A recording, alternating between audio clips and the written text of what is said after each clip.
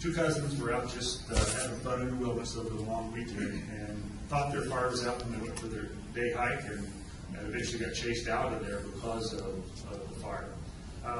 It was one of those circumstances where just the nexus, a perfect storm. We had it in a bad place. We had the fuels that just were waiting to burn, a lot of dry mix concrete, and we had wind. And so we ended up that day was spotting about 3 miles. As folks tried to get into the Wallow and get on that fire, they were just chased all over the country trying to get out of the way of the fire. And eventually, as they got to the bottom of the fire, they just watched it take off. I'll show you a little bit about that in just a bit. These were sort of the conditions that were faced just before the fire ignited. This was a lookout that was in the vicinity of the fire where it began. And so 60 degrees, 22% humidity, winds 15 to 25 gusts to 40. Just at the head of the fire, Escondido lookout, we had gusts to 60 to 70. So we had variable winds at very different places that led to just the opportunity for a heck of a lot of fire on the landscape.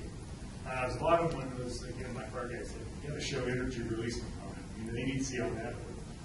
Colors are a little odd, but the top line is sort of the 10-year max that we've seen reported for those dates. The blue line is really the energy release components we had throughout the spring. Where it got into the 97th percentile is when Wallow started. You can see it stayed there for about 20 days. And that was, well, sometimes we exceeded the 100% expectation. And so it was in that environment in which the Wallow Fire really got its footing and took off. Like I said, it eventually ended up with over 530,000 acres. Threatened about 1,500 homes and probably twice that number of other structures and facilities, including communities. We lost a total of 32 homes over 20 days. Rodeo, which occurred just down the rim, that many of you I'm sure are aware of, ended up not getting quite that big, destroyed over 400 homes. And I'll talk about the difference a little bit later, and it wasn't luck, it was a lot of hard work, and I'll show you a little bit of that as one of those lessons that we continue to learn, and I hope learn in ever greater ways. So this is where I changed some stuff. Okay, let's go and talk about the progression of the Wallow. And the progression is important both from the size and scale and the intensity of the fire, but also sort of the complexities around the fire. If you look at the very bottom, for you, the bottom left-hand quarter, where you have the light purple and the dark purple, that was the first real burning period of the Wallow. So that afternoon, you got the first purples, and that's where the big long spots started.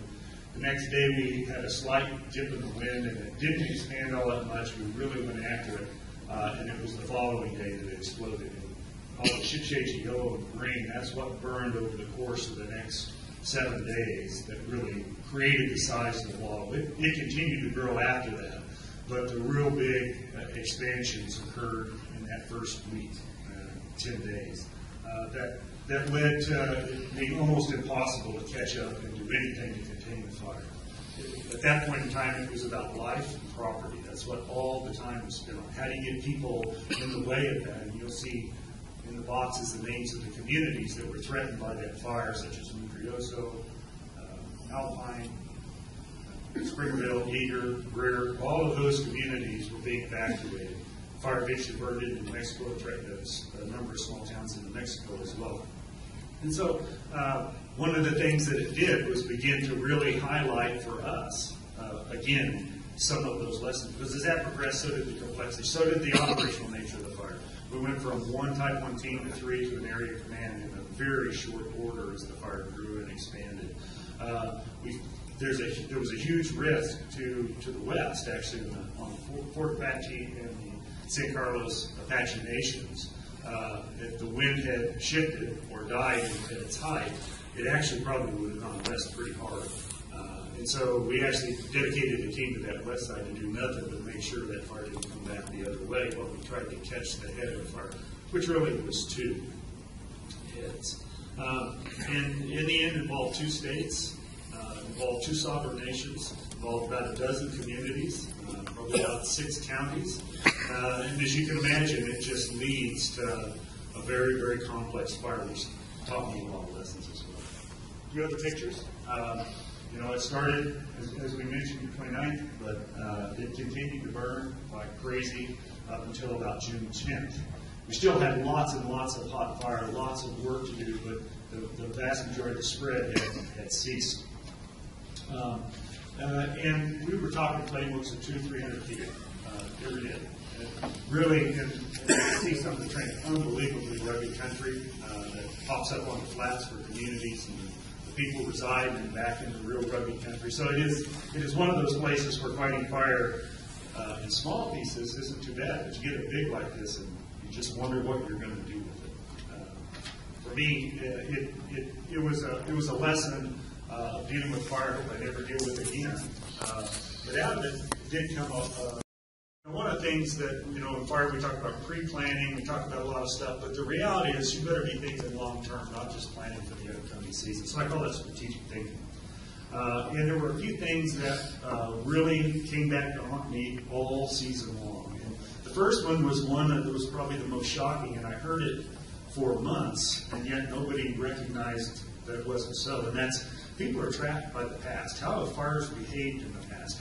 What do we expect it will do? Well, we know what it did 10 years ago. Everybody said, "Oh, I've never seen it do that." Well, we'll catch it tomorrow. Yeah, it'll die and we'll catch it. And it was routine on almost every fire that we had. People are captured by the history they bring to these incidents.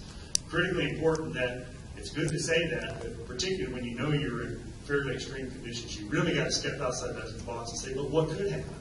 And what might that mean? And should we do something about it? It's a critically important lesson that I learned.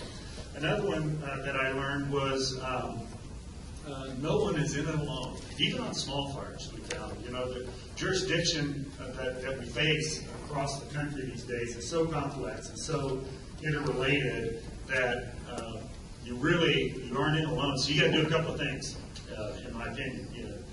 You got to plan together, you got to practice together, and you got to stick together. And by that I mean, while it's sometimes hard to put all that energy into planning and even practicing, although that's a little more exciting, it's really in the instance where we love to come together and do what we do. But in these kind of instances, you also got to stick together, because trust me, with that duration, that kind of complexity, and that kind of threat to people, what we do find is that you will run into tough times. We'll disagree. There'll be finger pointing. There'll be all kinds of stuff that happens.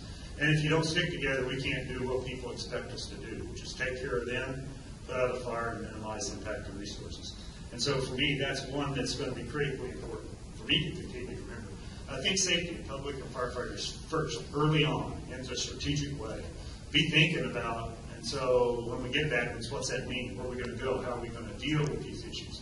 And I think we do a pretty good job of that component. I think of the evacuation plans that were in place, the things folks knew to do in the evacuation of all those people.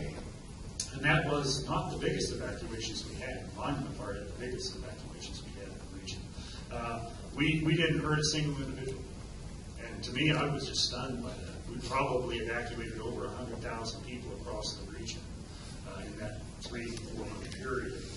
Stunning that somehow we didn't end up with some serious injury or hurting somebody just in an evacuation. And so it's one of those things that we thought made a huge difference in being successful from my perspective. The other one is this idea of thinking ahead on the landscapes and what do we need to do where to be ready for these monsters. How do we affect the course of the future when we're dealing with these kind of fires? And for me, that's one that I think we knew it, but we learned the lesson again with this fire, because we were unsuccessful in some ways and very successful in others, and I'll show you a few pictures of those. And so as you think about those ideas of treatments, one of the things I want to share with you was this idea of having thought about what's going on on the landscape and how fire behaves there and what we might do. About 8 years ago, we entered into the White Mountain Stewardship Project, a very large 150,000 acre project that we've been clipping away at. Got it probably somewhere in the neighborhood of 50,000 to 60,000 acres done. Continually working. Matter of fact, we burned through many of the units that were currently being logged at the time of the fire. And it made a difference. It made a difference in multiple ways. It didn't stop the scale of the Wallow, so the lesson was it wasn't big enough. That 150,000 acre project wasn't big enough. So we're doing a 750,000 acre project called Forest Restoration Initiative. We're going to hopefully award that in about a couple of weeks. And the idea is to go after we have to be big, you have to be a landscape scale, at least in my neck of the woods, if you're going to do anything to affect something like the Wallow. You've got to interrupt that fuel pattern. If you don't, you're in trouble. Something that big burns by 50,000 acres like it was there. It's burned through a dozen fires that had occurred in the previous 5 years. And it didn't slow it down. It didn't lose a head of steam at all. So, the idea is better go big, at least in my neck of the woods. Another lesson that I relearned was here. We had this Alpine. This shows treatments that have been done, most of it done with the White Mountain Stewardship, but a lot done by private landowners, by communities, with the help of the state, and it saved the town of Alpine. We couldn't get a picture big enough to show, but on the other side of Alpine is that lookout I showed you, Escondido. It's burned over. This thing, it just blew over Alpine and just kept going towards New Mexico. So the reality was those treatments worked. Even though we weren't at scale in a lot of ways, the treatments did do what they were supposed to. They saved the town. They enabled people not only to protect the town, but to protect individual structures. And that helped me relearn another lesson. You know, my fire guys like aviation stuff. And I do to a certain extent. But the combination of aviation with hand crews and structural protection crews are what made the difference. If we had not had the aviation assets, we could not have saved those homes, even with all the treatment. And we certainly couldn't have done it safely. But the treatments, practice with folks working in the interface, and then adding aviation assets made a huge difference. I think they make the difference there more than they do out in the backboard. They help us there. They help us strengthen those lines, but they're critical in this environment. And so let's move on into sort of those lessons that we learned, broken up into a few categories that I had. The first is sort of the operational, the things that went on. All of you have probably worked on various incidents of various sizes, but one of the things I learned time and time again last year is communication and information are key if you want to start off right. Oftentimes what we find is we get a start, it escalates beyond the capability of the local folks. We call in resources and teams, and in that transition there is a loss of communication information that affects people who are evacuating their homes, who wonder what's happened to their home, wonder if it's coming towards them, what is it doing, and they want it now. They want it timely, they want it relevant, and they want to make sure it's accurate. We have to do a much better job of being prepared to fill that information gap between when it gets to be a chaotic, complex situation before a team can get in place and get its communication people in line. So we have to do a much better job there. The complexities of these kind of incidents overwhelm your capabilities, your operational capabilities quickly. And something like the Wallow that spreads like it did day after day, kicking teams all over the country trying to get out of the fire and anchor it where they can. You got to realize that it's going to happen, and so you have to make decisions quickly, and they need to be bold. You can't wonder, you can't wait around, and it ties to having good information. But most importantly, it applies to having pre-thought, knowing what you might do if it really does turn into your worst nightmare. For us, that meant we had to move quickly and establish teams before people thought we should. We're going to have teams, eventually pre-positioning teams, to go anywhere in the region to replace any team that we had to rotate out. And so we spent quite a bit of money doing that. But I think it probably saved us a number of other large fires. And I would encourage folks in those circumstances to be aggressive. Stay focused on safety. It's easy when you get into the routine of fighting a fire day after day. Not only it's easy to stay focused maybe on your firefighter safety, but the general safety of folks in and around the operations you got to stay focused on. It's easy to forget. Smoke is the most invisible threat that I came to find out. We've always used to, when we're on the line, dealing with smoke. A fire like this creates smoke that covers regions. The duration of smoke in which you put evacuees, where do you put evacuation centers? Are you going to let it smoke for 20 days? all kinds of respiratory distresses, things that occur from it. Don't forget smoke when you're in one of these incidents. It's the silent safety problem that people need to pay attention to. I am extremely proud of the work that some of you, I'm sure, did, and many of the folks not in this room, that came and fought this fire as well as all the others. I did a quick calculation to say, geez, I wonder what the exposure was. I said, well, we had between 20 and 25,000 individual resources in the region throughout the fire season. And I said, well, what if each one of them did one operational assignment and worked the standard tour? And so how many hours is that? 4.5 million hours of exposure. Ended up being over 10 million when you look at multiple assignments and rotations. We didn't kill anybody. We did not have an injury that led to any kind of disability, either in the firefighting operations, evacuations, or the things associated with it. For me, that is an outstanding testament to the folks who worked on Wallow Fire. It was their attention, it was their commitment to doing things in the right way, making tough decisions that sometimes did not please people, to say we aren't going to go there and fight the fire in that environment, we're going to go here and do it. And that's part of where you've got to stick together. You've got to know it's the right thing to do. And I'll talk a little bit more about that. And it leads to the idea of those relationships and how do you keep people connected. One of the things that's so key to me is keeping every jurisdiction that has a stake in this involved in the decision process. And it is hard. You have as many people as I'm talking about that have a stake in it. I'm trying to deal with a decision group that could number 20, 25 folks as you try to figure out the right thing to do and get agreement and buy-in to it. It takes a heck of a lot of work. That was the primary reason Area Command came in, is I just needed to emerge teams to help us do that and to deal with communication and engagement. But critically important. If you're going to make a difference, you're going to have to be committed to keeping everybody along with you, because these kind of fires can get ugly. And then finally, one of the things I learned quickly is pay attention to your home troops. If you're hosting one of these, everybody on the ABRS was out there trying to do something on that fire. But everybody on the ABRS had their homes threatened, the families evacuated, and those kind of thoughts wear on people over time. And this one in particular, long duration, and you gotta force your folks to say you're gonna go do something else and let other folks take care of it. So I would suggest strongly you gotta pay attention to it. And then there's lessons learned from the aftermath.